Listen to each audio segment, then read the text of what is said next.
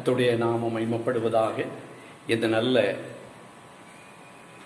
பரிசுத்தமான மனமகிழ்ச்சி நாளை கர்த்தர் நமக்கு தந்தபடி நாளை கர்த்தரை துதிக்கிறேன். இந்த எல்லா இடங்களிலும் ஊரடங்கு இருக்கும் போதும் நான் வீடுகளில் உட்கார்ந்து கர்த்தரை ஆராதிக்கவும் கர்த்தருடைய வார்த்தையை தியானிக்கவும் தேவன் நமக்கு பாராட்டின கிருபைக்காய் கர்த்தரை துதிக்கிறேன். இந்த நாளிலே கர்த்தருடைய பிள்ளைகள் எந்தவனமாய் காணப்பட வேண்டும் என்று சொல்லி நாளிலே நாம் தியானிக்க போகிறோம். ஆதியாகம புஸ்தகம் 49வது அதிகாரம் 9வது வசனத்தை நாம் வாசிப்போம். யூதா பாலசிங்கம், நீ இறை கவர்ந்து கொண்டு ஏறி போனாய், என் மகனே, சிங்கம் போலும் கிளசிங்கம் போலும் மடங்கி படுத்தார், அவனை எழுப்புகிறவன் யார் என்று சொல்லி நாம் பார்க்கிறோம். யூதாவை குறித்து நாம் இங்கே பார்க்கிறோம். இங்கே யாக்கோபுக்கு 12 குமாரர்கள் என்று சொல்லி நாம் அறிந்திருக்கிறோம். அந்த 12 குமாரர்களும் அங்கே 12 கோத்திர பிதாக்களாக விளங்கினார்கள் என்று சொல்லி நாம் அறிந்திருக்கிறோம். ஆகையாலே அங்கே முதல்ல அதை நாம் முதல் அதிகாரத்திலிருந்து அந்த 49வது அதிகாரம் முதல் வசனத்திலிருந்து நாம் அப்படியே கீழே நாம் வாசித்தால் அவருடைய கோத்திரங்களை குறித்து நாம் நன்றாக நாம் அறிந்திருக்கிறோம். முதலாவது எழும்ப வேண்டிய கோத்திரம் ரூபன் கோத்திரம். ஆனால் அங்கே ரூபனை குறித்து நாம் வாசிக்கும் போது அவன் தண்ணீரை போல தழும்பினவன் என்று சொல்லி பார்க்கிறோம். ஆகையாலே முதலாவது எழும்ப வேண்டிய அந்த ரூபன் கோத்திரம் எழும்பவில்லை என்று சொல்லி நாம் அறிந்திருக்கிறோம். ஆனால் அவர் ரூபன் கோத்திரம் எழும்பியிருப்பானால் தண்ணீரை போல தழும்பின ஒரு அனுபவம், ஒரு தோல்வியின் அனுபவம் உண்டாயிருக்கும். ஆனால் யூதா என்று சொன்னாலே தேவனை துதிப்பவன் என்று அர்த்தம். ஆகையால யூதா கோத்திரத்தில் நம்முடைய ஆண்டவராகிய இயேசு கிறிஸ்து பிறந்ததை நாம் அறிந்திருக்கிறோம். அவர் யூதகுல சிங்கம் என்று சொல்லி நாம் அறிந்திருக்கிறோம். ஆகையால கர்த்தருடைய பிள்ளைகளாய் காணப்படுகிற நாம் ஒரு சிங்கத்தை போல நம்முடைய ஆண்டவர் யூதகுல சிங்கம் என்று சொல்லி நாம் அறிந்திருக்கிறோம். கர்த்தருடைய பிள்ளைகளாய் இருக்கிற நாமும் ஒரு சிங்கத்தை போல தைரியம் உள்ளவர்களாய் இருக்க வேண்டிய காலத்தில் வந்திருக்கிறோம். ஆகையால ரூபனை போல தழும்பின ஒரு அனுபவம் நம்முடைய வாழ்க்கையில இராதபடிக்கு யூதாவை போல நாம் ஆண்டவருக்கு நல்ல துதிக்கிற ஜனங்களாய், தைரியம் உள்ள ஜனங்களாய் இந்த யூத கோத்திரம் முதலாவது புறப்பட்டது போல கர்த்தருடைய பிள்ளைகளாய் இருக்கிற நாம் முதன்மையிலே ஆண்டவருக்கு என்று முதன்மையாய் நாம் எழும்ப வேண்டிய காலத்திலே நாம் இருக்கிறோம். ஆகையால இந்த ஸ்தோத்திர பிசாசானவனும் சிங்கம் போல யாரை விழுங்கலாமோ என்று வகை தேடிக்கொண்டு இருக்கிற காலத்தில் வந்து இருக்கிறோம். சிங்கத்தை போல அவன் காணப்படுகிறான். ஆனால் நம்முடைய ஆண்டவரோ சிங்கத்தை போல காணப்படுகிறார். நீங்களும் நானும் சிங்கத்தை போல தைரியம் உள்ளவர்களாய் காணப்பட வேண்டும் என்று கர்த்தருடைய வேதம் சொல்கிறது. ஆகையாலே கர்த்தருடைய பிள்ளைகளாய் இருக்கிற நாம் சிங்கத்தை போல நாம் எப்படிப்பட்டவர்களாய் இருக்க வேண்டும், சிங்கத்துடைய அனுபவத்தை குறித்து நாம் பார்க்க போகிறோம். முதலாவது காரியம் என்னாகம புஸ்தகம் 23வது அதிகாரம் 24வது வசனத்தை வாசிப்போம். என்னாகமம் 23:24. அந்த ஜனம் துஷ்ட சிங்கம் போல அது என்ன செய்யும்? எழும்பும். பால சிங்கம் போல நிமிர்ந்து நிற்கும். அப்ப சிங்கத்துடைய அனுபவம் என்ன என்று சொல்லி நாம் பார்க்கும்போது அந்த சிங்கத்தை, ஏன்னா மிருகங்களுக்கே ராஜா சிங்கம் என்று சொல்கிறார்கள். ஆகையால் இந்த சிங்கம் எப்படி இருக்கும் என்று சொன்னால் நிமிர்ந்து காணப்படுமா.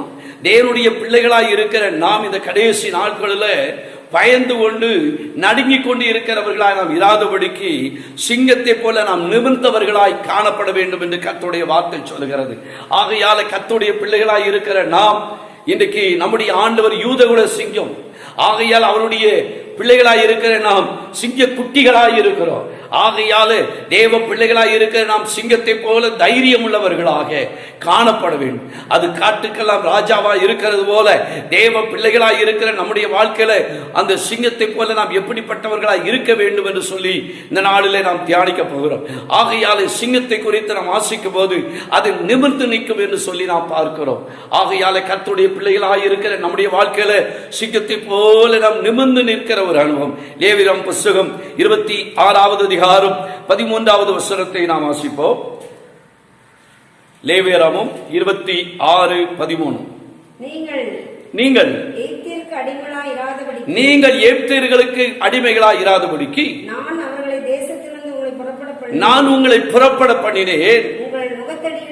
உங்கள் முகத்தடிகளை முறித்து உங்களை நிமிர்ந்து நடக்க பண்ணின உங்கள் தேவனாகிய கர்த்தர். நம்மளை நிமிர்ந்து நடக்கப்பட்டு இருக்கிற கர்த்தருடைய பிள்ளைகள் தலை குனிந்தவர்கள் அல்ல, தாங்க தலையை தொங்க போட்டுக்கிட்டு அலைகிறவர்களாய் அல்ல, நாம் நிமிர்ந்து நிற்கிற சிங்கங்களாய் காணப்பட வேண்டும். தேவ பிள்ளைகளாய் இருக்கிற நாம் இந்த கொரோனாவுக்கு எவ்வளவு பயந்து நடுங்கி கொண்டு இருக்கிறோம். தேவ பிள்ளைகளை கொள்ள நோய்கள் எதுவும் பண்ணிருமோன்னு சொல்லி பயந்து கொண்டு இருக்கிறோம். ஒன்று நம்மளை தொட முடியாது. ஏன்னா நீங்களும் நானும் சிங்கமாய் இருக்கிறோம், சிங்கங்களாய் இருக்கிறோம். ஆகையால கர்த்தருடைய பிள்ளைகள் நாம் சிங்கத்தை போல எப்படி நிக்கணுமா?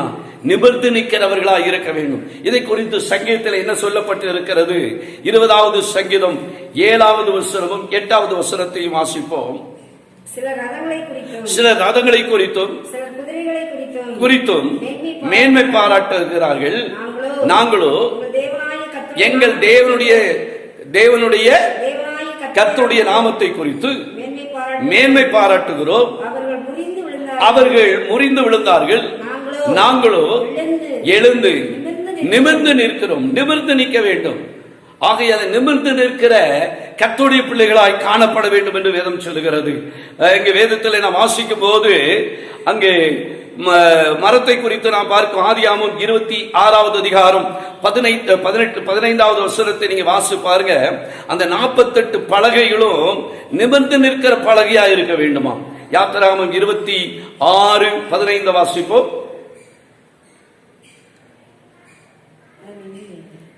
யாத்திராகமம் 26:15. வாசஸ்தலத்திற்கு வளைஞ்சு நிக்கிற பலகை அல்ல. அப்ப தேவ பிள்ளைகளா இருக்கிற நாம் என வாசஸ்தலத்துக்கு நிமிர்ந்து நிக்கிற பலகை இல்லாதபடி வளைஞ்சு இருந்துச்சுன்னா அது ஒன்றுக்கு உதவாது. ஆகையால வாசஸ்தலத்தில் காணப்படுகிற தேவனுடைய பிள்ளைகளா இருக்கிற நாம் இந்த 48 பலகை குறித்து அதில் சொல்லப்பட்டு இருக்கிறது. அது நிமிர்ந்து நிற்கிற பலகைகளாய் காணப்பட வேண்டும் என்று சொல்லி நாம் பார்க்கிறோம். ஆகையால கர்த்தருடைய பிள்ளைகளாய் இருக்கிற நாம் சிங்கத்தை போல நாம் நிமிர்ந்து நிற்கிறவர்களாய் இந்த கடைசி நாட்களிலே நாம் காணப்படுவோம். நாம் துக்கப்பட்டவர்களா இல்ல, வேதனைப்பட்டவர்களா அல்ல, முகத்தை தொங்கப்பட்டவர்களா அல்ல, நாம் சிங்கத்தை போல நிமிர்ந்து நிற்கிறவர்களா இருக்க வேண்டும் என்று வேதம் சொல்கிறது.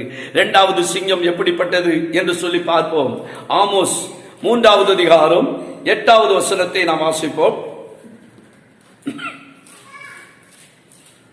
ஆமோஸ் 3வது அதிகாரம் 8வது வசனம்.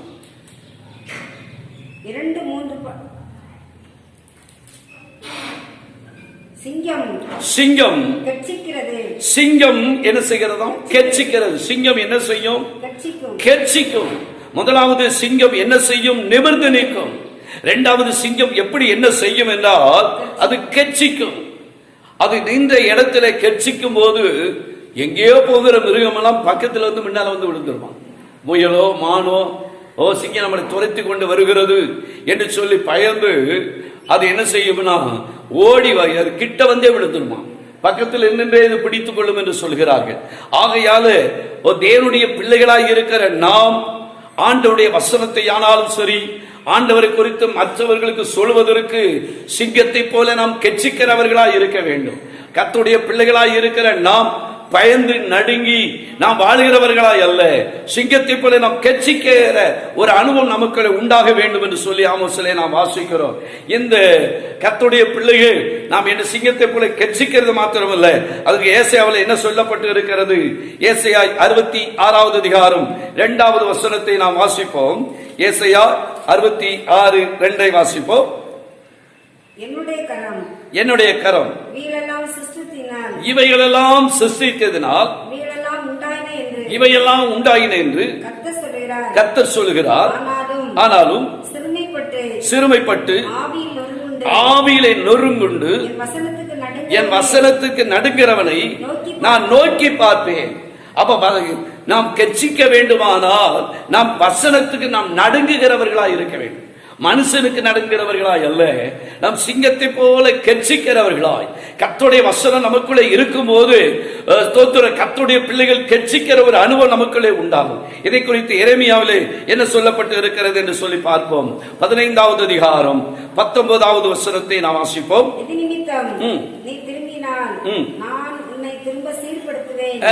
நீ திரும்பினால் உன்னை நான் என்ன செய்வேன்? சீர்படுத்துவேன்.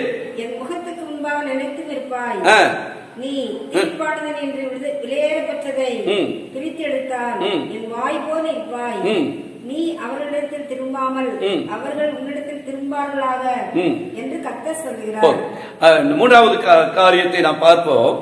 ஏசாயா 38:13 வசனத்தை நாம் வாசிப்போம். ஏசாயா 38. நான் எண்ணமிட்டு கொண்டிருந்தேன். அவர் சிங்கம் போல என் எலும்புகளை எல்லாம் நொறுக்குவார். சிங்கம் போல எலும்புகளை என்ன செய்வார்? நொறுக்குவார்.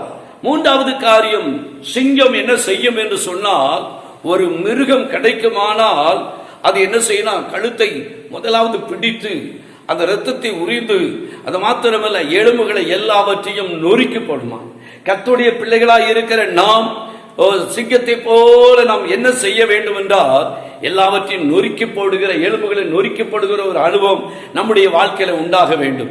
ஆகையால இதை எதை காட்டுகிறது என்று சொல்லி நாம் பார்க்கும்போது, கர்த்தருடைய பிள்ளைகள் ஸ்தோத்திரம், ஒரு தெய்வீக சுகத்தை, பரிசுத்தமான வாழ்க்கை, இப்படிப்பட்ட ஒரு காரியம் ஒவ்வொரு கர்த்தருடைய பிள்ளைகளுக்குள்ளே காணப்படுமானால், என்ன வியாதி வந்தாலும், என்ன பிரச்சனை வந்தாலும், என்ன துன்பம் வந்தாலும் எல்லாவற்றையும் நொறுக்கி போட முடியும். என்ன துருபதேசங்கள் வந்தாலும் சிங்கத்தை போல நாம் தைரியமாய் இருப்போமானால், கர்த்தருடைய பிள்ளைகளாய் இருக்கிற நாம் எதைனாலும் நாம் நொறுக்கப்பட முடியும். அப்படி இல்லாமல் ஏனாதான என்று ஒரு கிறிஸ்துவ ஜீவியம் செய்கிறவர்களா இருப்போமானால், ஸ்தோத்திரம், இது அப்படி இருக்குமோ, அந்த உபதேசம் இப்படி இருக்குமோ, இந்த காரியம் அப்படி இருக்கிறதோ, அந்த சபையா இந்த சபையா, எங்க உண்மையான சத்தியம், இப்படி அலைகிறவர்களா இருப்பார்கள். ஆனால் சிங்கத்தை போல தைரியமாய் இருக்கிறவர்களை என்ன செய்வார்கள்? எலும்புகளை கூட முறிக்கிறவர்களாய், நொறுக்கப்படுகிறவர்களாய் இருப்பார்கள். ஆகையால கர்த்தருடைய பிள்ளைகள், ஏசாயா எரேமியா 51:20 வாசிப்போம்.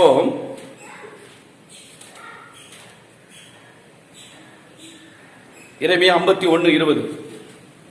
நீ எனக்கு தண்டாயுதமும், அங்கே ஆண்டவருடைய வார்த்தை சொல்லுகிறது தீர்க்கதரிசி மூலமா, நீ தண்டாயுதமும்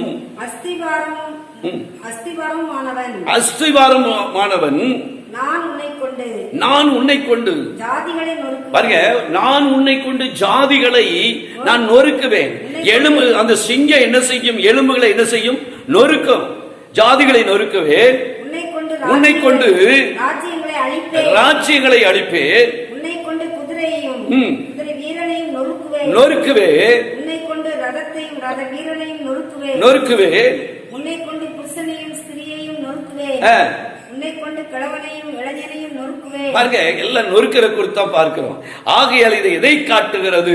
சிங்கம் ஒரு மிருகம் கையில கிடைச்சா சும்மா விடாது. ஸ்தோத்திரம், அது அப்படியே ஒவ்வொன்றாய் நொறுக்கி போடும் எலும்புகளை. ஆகையால தேவ பிள்ளைகளாய் இருக்கிற நம்முடைய வாழ்க்கையில சிங்கத்தை போல நொறுக்கி போடுகிற ஒரு அனுபவம் நமக்கு உண்டாகும். இதை குறித்து அப்போஸ்தலனாகிய பவுல் கொரிந்தி சபைக்கு அங்கே எபேசில அங்கே பார்க்கும்போது 1 கொரிந்தியர் 15:32 வசனத்துல பவுல் என்ன எழுதுகிறார் பாருங்க. அவர் சொல்லுகிறார், பவுல் சொல்லுகிறார், நான் எபேசிலே துஷ்ட மிருகங்களோடு கூட நான் போராடினேன் என்று சொன்னார். துஷ்ட மிருகத்தோடு போராடுகிற ஒரு அனுபவம் கர்த்தருடைய பிள்ளைகளுக்குள்ளே உண்டாகிறது. ஆகையால கர்த்தருடைய பிள்ளைகள் ஸ்தோத்திர சிங்கத்தை போல எலும்புகளை நொறுக்கக்கூடிய ஒரு அனுபவம் நமக்குள்ளே உண்டாக வேண்டும்.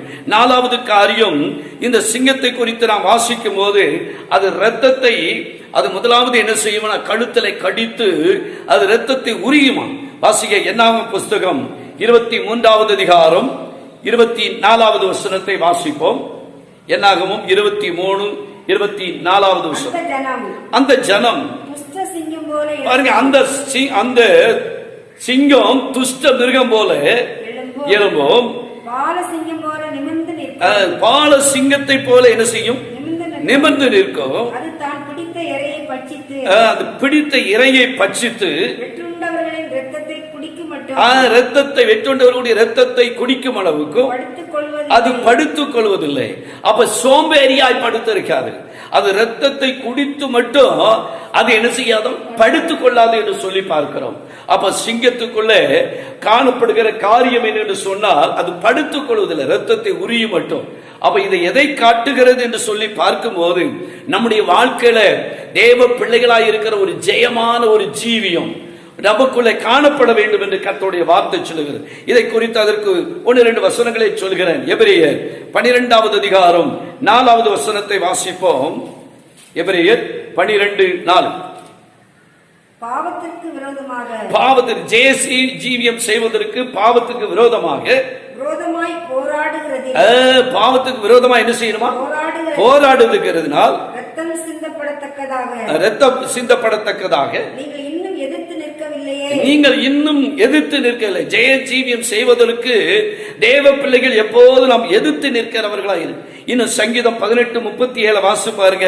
2 சாமுவேல் 1வது அதிகாரம் 22வது வசனத்தை நீங்க வீட்டில் நீங்கள் வாசித்துக் கொள்ளும்படி அன்போடு கேட்டுக்கொள்கிறேன். நான் 4 காரியம் சொல்கிறேன், 3 காரியத்தை வேகமாய் சொல்கிறேன். 5வது காரியம், தேவ பிள்ளைகளாய் இருக்கிற நாம் சிங்கம் அது இரத்தத்தை உறிங்கு மட்டும் அது படுத்துக் கொள்வதில்லை என்று சொல்லி பார்த்தோம். 5வது காரியம் வாசிப்போம். நீதிமொழிகள் 30வது அதிகாரம் 30வது வசனத்தை நாம் வாசிப்போம். நீதிமொழிகள் 30:30.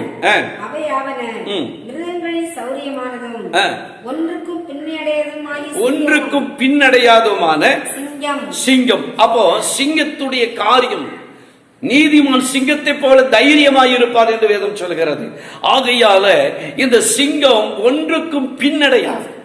எந்த அளவுக்கு அது போராட வேண்டுமோ அந்த அளவுக்கு போராடி மிருகத்தை அது என்ன செய்யும், மற்ற மிருகங்களை வேட்டையாடும் என்று சொல்லி நாம் பார்க்கிறோம். ஆகையாலே சிங்கம் ஒன்றிலும் பின்னடையாது. தேவ பிள்ளைகளாய் இருக்கிற நாம் கலப்பையில கைய வச்சிட்டோம், ஒரு நாள் நாம் திரும்பி பார்க்கிறவர்களாய் நாம் காணப்படக்கூடாது என்று கர்த்தருடைய வேதம் சொல்கிறது. ஆகையால கர்த்தருடைய பிள்ளைகள் ஒரு நாள் நாம் பின்னடைகிறவர்களாய் இராதபடிக்கு நாம் முன்னோக்கி செல்கிறவர்களாய் இருக்க வேண்டும். சிங்கத்தை போல் சிங்கம் இது ஒன்றுக்கும் அது என்ன செய்யாதான், பின்னடையாது என்று சொல்லி பார்க்கிறோம். சோதோம் குமார பட்டணத்துல சோதோம் குமார பட்டணத்தை அழிக்க ஆண்டவர் சித்தம் கொண்ட போது லோத்துடைய குடும்பத்தை அவர் பிடித்து கையை பிடித்து வெளியே கொண்டு விட்டு நீங்க எதிரே இருக்கிற மலைக்கு ஓடி போங்கள் என்று சொன்ன போது அங்கே அவர்கள் தாமதித்துக் கொண்டிருந்தார்கள் என்று சொல்லி பார்க்கிறோம். பிடித்து கையை பிடித்து வெளியே கொண்டு வந்து விட்டது போக என்று ஸ்தோத்திரம். ஆனால் லோத்துடைய மனைவியோ பின்னிட்டு பார்த்து உப்பு தூணானால் என்று சொல்லி பார்க்கிறோம். சிங்கத்தை போல காணப்படுகிற கர்த்தருடைய பிள்ளைகளாக இருக்கிற நாம் எந்த பிரச்சனை வந்தாலும், என்ன போராட்டம் வந்தாலும், எந்த கொரோனா வந்தாலும், எந்த சூழ்நிலை வந்தாலும் பின்வாங்காதபடி சிங்கத்தை போல நாம் தைரியம் உள்ள ஒரு அனுபவம் நமக்கு உண்டாக வேண்டும். ஒரு நாளும் ஸ்தோத்திரம் வேதம் சொல்லுகிறது, சிங்க குட்டிகள் தாட்சடந்து பட்டினியாய் கிடக்கும், கர்த்தரை தேடுவோருக்கு ஒரு நன்மையும் குறைவிடாது என்று சொல்லி பார்க்கிறோம். ஆகையால் 3-4 மாதமாய் இன்னைக்கு ஆலயம் அடைக்கப்பட்டு இருக்கிறது. ஆனா கர்த்தருடைய பிள்ளைகளாய் இருக்கிற உங்களையும் என்னையும் ஆண்டவர் பட்டினியா போட்டு இருக்கிறாரோ, ஒரு நாள் நாம் பின்னடையாமல் இருப்போமானா எலியாவின் தேவன் நம்மை நிச்சயமாய் நம்மை போஷிப்பார். ஆகையால எந்த சூழ்நிலைகள் வந்தாலும் சிங்கத்தை போல பின்னடையாதவர்களாக இருக்க வேண்டும் என்று சொல்லி கர்த்தருடைய வார்த்தை சொல்லுகிறது. கலப்பே மேல கைய வச்சு பின்னிட்டு பார்க்கிறவன் அவருக்கு உகந்தவன் அல்ல. ஆகையால கர்த்தருடைய பிள்ளைகளாய் இருக்கிற நாம் எப்போது கூட சிங்கத்தை போல நாம் தைரியம் உள்ளவர்கள், பின்னடையாதவர்களாக நாம் காணப்பட வேண்டும் என்று சொல்லி கர்த்தருடைய வார்த்தை சொல்கிறது. 6வது காரியம், நாம் சிங்கத்துக்களை காணப்படுகிற காரியம், சங்கீதம் 104வது சங்கீதம் 21வது வசனத்தை நாம் வாசிப்போம். சங்கீதம் 104 21வது வசனத்தை வாசிப்போம். பாலசிங்கங்கள் பாருங்க, பாலசிங்கங்கள் இறைக்காக கெட்சித்து தேவனால் தங்களுக்கு ஆகாரம் கிடைக்கும்படி தேடும். அப்போ சிங்கத்துக்கு என்ன கிடைக்குமா? இறை கிடைக்குமா? ஆகாரம் கிடைக்குமா? என் அருமையான கர்த்தருடைய பிள்ளையே, சிங்கத்தை போல நாம் தைரியமாய் நிற்போமானா நமக்கு அன்றுள்ள ஆகாரத்தை கர்த்தர் நிச்சயமாய் தருவார். ஆகையால அந்த சிங்கங்கள் ஆகாரம் கிடைக்கு வர அது காத்து இருக்கும் என்று சொல்லி பார்க்கிறோம். ஆகையால கர்த்தருடைய பிள்ளைகளாய் இருக்கிற ஆண்டவர் நம்மை பட்டினி போடுகிற ஆண்டவர் அல்ல. ஆண்டவரை நான் முதல்ல சொன்னது போல நாம் ஆண்டவரை உண்மையாய் உத்தமமாய் நாம் தேடுவோமானால் நமக்கு ஆகாரத்தை எந்த விதத்திலேயாயிலும் கொண்டு வந்து கொடுப்பார். ஓ, ஆகாயத்து பட்சிகளை கவனித்து பாருங்க. ஓ, அந்த கொரோனா நாளில் எனக்கு ஆகாரம் கொடுக்குன்னு கேட்குதா, மிருகங்கள் கேட்குதா? அவைகளை போஷித்த ஆண்டவர் நம்மையும் போஷிக்காமல் பட்டி போடுவாரோ? ஆகையால் சிங்கத்தை போல தைரியமாய் இருக்கிற கர்த்தருடைய பிள்ளைகள் ஆகாரத்திற்காக நாம் காத்து இருக்கிறவர்களா இருக்க வேண்டும். எலியாவை ஸ்தோத்திர காகங்களை கொண்டு, ஒரு காக்கா இல்ல, காகங்கள் போடு, காகங்களை கொண்டு போஷித்திருப்பாரானால், ஸ்தோத்திர சாரிபாத்து விதவையை கொண்டு போஷித்திருப்பாரானால், தேவ பிள்ளைகளாய் இருக்கிற நம்மை போஷிக்காமல் பட்டினி போடுவாரோ? ஆகையாலே கர்த்தருடைய பிள்ளைகள் ஆகாரத்திற்காக ஸ்தோத்திரம் சிங்கம் என்ன செய்கிறதாம்? காத்து இருக்கிறதாம். அதை நீங்க வீட்டுல வாசி பாருங்க. சங்கீதம் 104வது சங்கீதம் 21வது வசனம், 1 கொரிந்தியர் 3வது அதிகாரம் 6வது வசனத்தை நீங்கள் வாசித்து பாருங்க. ஆகையால கர்த்தருடைய பிள்ளைகளாய் இருக்கிற நாம், ஆண்டவர் நம்மை எப்படியாகிலும் நமக்கு ஆகாரம் கொடுத்து நடத்துவார். சிங்கங்கள் ஆகாரத்திற்காக அது காத்து இருக்கும் என்று சொல்லி பார்க்கிறோம். ஆகையால கர்த்தருடைய பிள்ளைகள் ஒன்றை குறித்து நான் கவலைப்பட வேண்டிய அவசியம் இல்லை. கடைசியா ஒரே ஒரு காரியத்தை சொல்லி முடிக்கிறேன். அதே 104வது சங்கீதம் 22வது வசனத்தை வாசிப்போம். அப்படி வாசித்த வசனத்துக்கு அடுத்த வசனம் 104வது சங்கீதம் 22வது வசனம். சூரியன் உதிக்கையில் அவைகள் ஒதுங்கி தங்கள் தாபரங்களில் படுத்துக் கொள்ளும். தாபரங்களில் அது என்ன செய்யும்? படுத்துக் கொள்ளும். அப்பொழுது மனுஷன் சாயங்காலம் மட்டும் தன் வேலைக்கும் அது என்ன செய்கிறதா? ஓய்வு எடுக்கிறதா. எது? சிங்கம். ஸ்தோத்திரம்.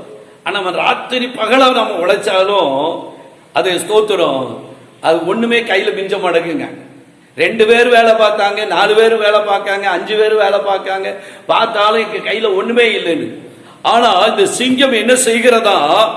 ஒவ்வொரு நாளும் அது என்ன செய்கிறது என்றால் அது ஓய்வு எடுக்கிறதா. மறுபடியும் அந்த வசனத்தை வாசிப்போம். 22. சூரியன் உதிக்கையில் அது ஒதுங்கி அது தாவரங்களில் அது என்ன செய்யும்? படுத்துக் கொள்ளும். அதுக்கு முன்னால சிங்கம் என்று போடப்பட்டு இருக்கிறது. ஆகையால தேவ பிள்ளைகளாய் இருக்கிற நாம் ஸ்தோத்திரம், குறிக்கப்பட்ட நேரத்தில் நல்ல ஓய்வு எடுக்கணும். வேலை செய்கிற நேரத்தில் வேலை செய்யணும், சோம்பேறியா இருக்கக்கூடாது. ஆனால் கர்த்தருடைய பிள்ளைகளாய் இருக்கிற நாம் இந்த நாட்களிலே ஆண்டவர் நம்மளை ஓய்வு எடுக்க வச்சிருக்கிறார். ஆனாலும் கூட தேவ பிள்ளைகளாய் இருக்கிற நம்மை சிங்கத்தை போல கர்த்தர் வைத்திருக்கிறார். இதை குறித்து அப்போஸ்தலனாகிய பவுல் என்ன சொல்றாரு பாருங்க.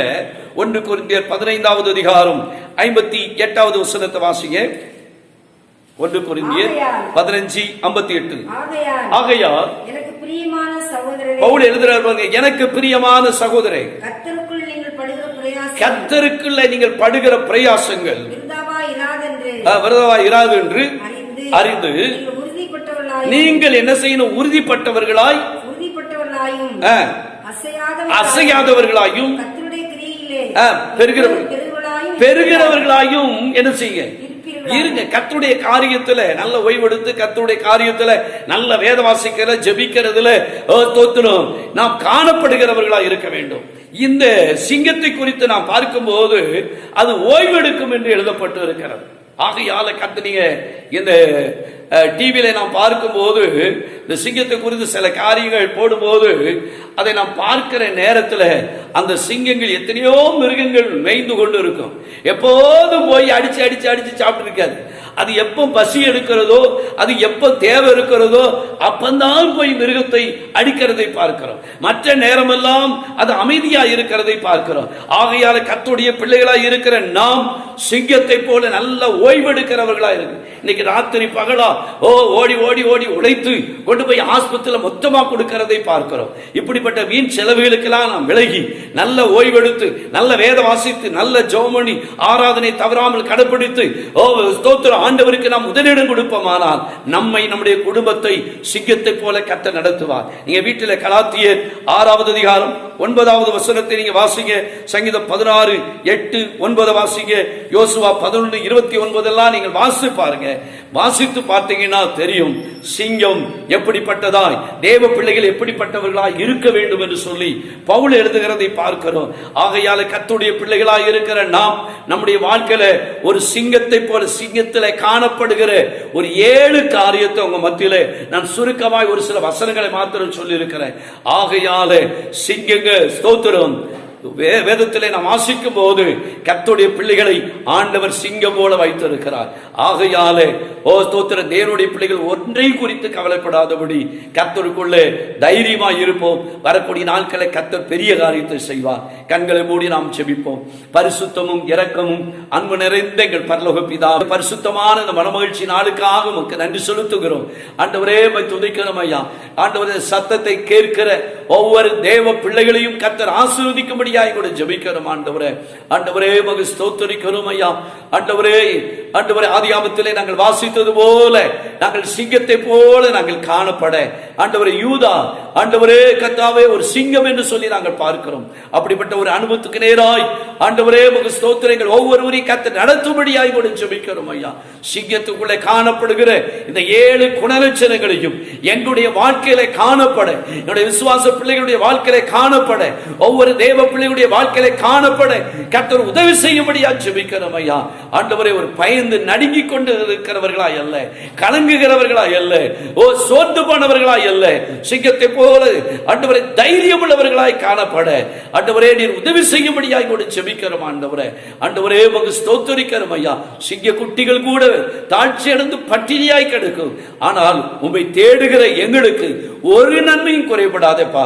அதற்காக உமக்கு நன்றி செலுத்துகிறோம். இந்த வார்த்தையை கேட்கிற ஒவ்வொரு பிள்ளைகளையும் சிங்கத்தை போல தைரியத்தை கர்த்தர் நீர் எழுப்பும்படியாய் கூட ஜெபிக்கிறோம். யூதா தேவனை துதி என்று அர்த்தம். ஆண்டவரே துதிக்கிறோம் ஐயா.